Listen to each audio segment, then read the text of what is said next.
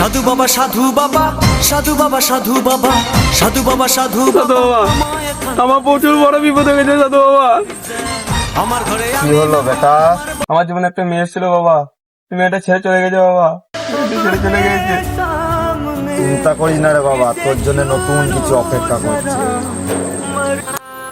বাবা না পাচ্ছি ভালো করে খেতে, না পাচ্ছি ভালো করে শুতে, না পাচ্ছি ভালো করে দিতে।